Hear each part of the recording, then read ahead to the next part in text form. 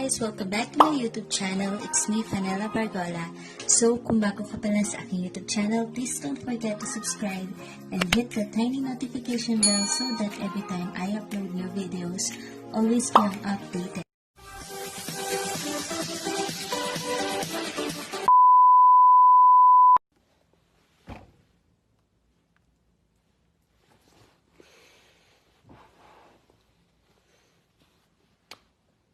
Dear Nick.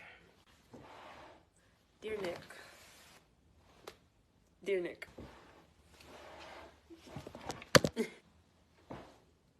Dear Nick. Where to begin?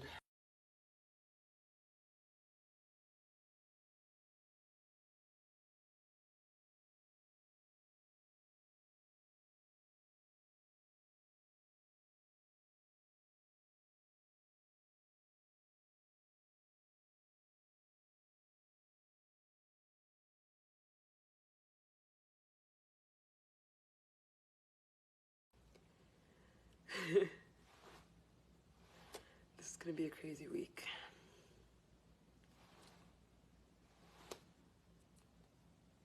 Oh my god, this is gonna be a crazy week. Okay, so just a little update. I woke up this morning at around 11ish, and I woke up, of course, to your video, and I'm so happy. I literally watched it and I cried, but you knew that already. And I just think that this friendship is seriously the most beautiful thing to ever happen to me, and I'm so thankful for you, and I just want you to know that, and I'm excited to see where this is going. So I hope my week isn't boring, and I hope that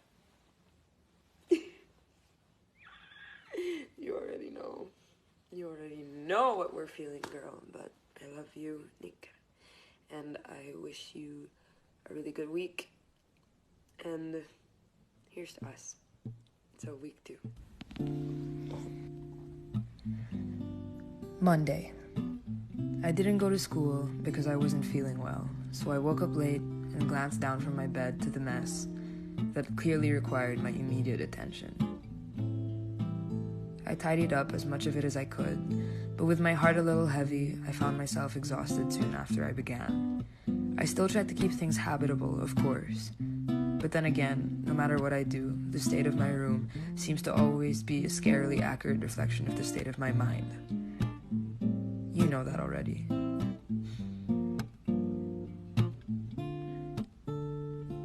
I called you over breakfast. Tortang inimasag, a crab cake type thing made with leftovers from the night before, and garlic rice.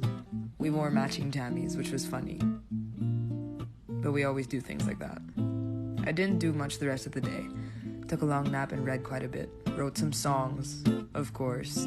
They were a little sad.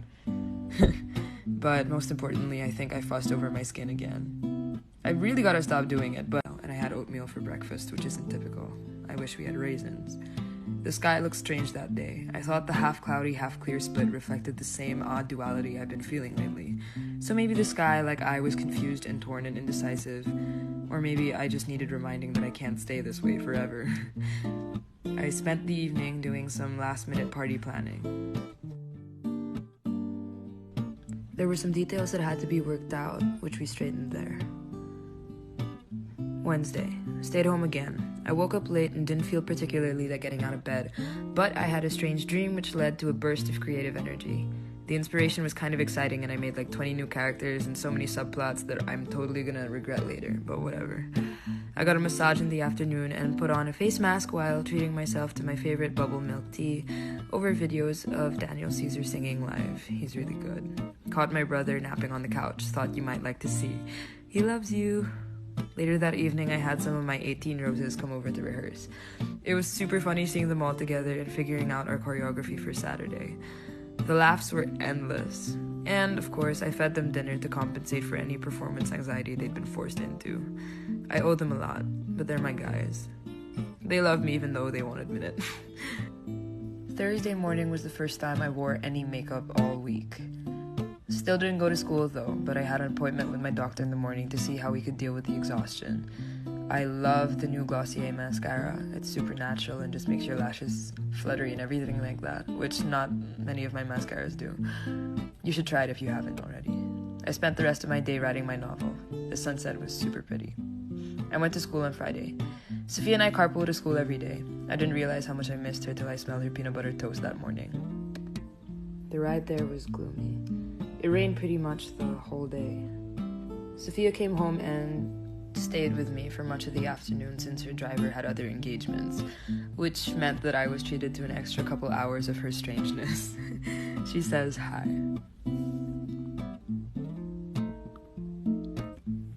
Later that evening, my family and I checked into the hotel.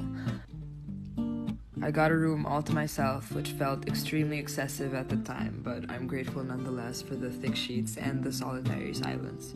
It really helped since I spent the night reflecting heavily on adulthood and all of that. I called you the next morning, exasperated. The best way I've found to start any day is with you. I explained my fears and doubts about the party, but of course you made me feel completely better. Lizelle came over as well that morning. I hadn't seen her out in months, so I was overjoyed to have her with me all day and night since she slept over. She helped me pop a horrible zit that decided to appear under my nose on debut day of all days. Rehearsal started early and lasted pretty much the rest of the day. We danced for a couple hours and the guys came as well, and we all got ready. Before I knew it, I was made up and getting into my crazy dress. I can't thank the designers enough. It was absolutely perfect. I was feeling some crazy anxiety about the program. I didn't want to seem too insensitive towards social issues, especially amidst the country's political climate, but the party was more of a celebration of the people that I love than it was about me, or at least I did my very best to make it so. We went down and took some photos before we let the guests into the dinner venue. Jazz music filled the air, and a part of me felt like I was in heaven.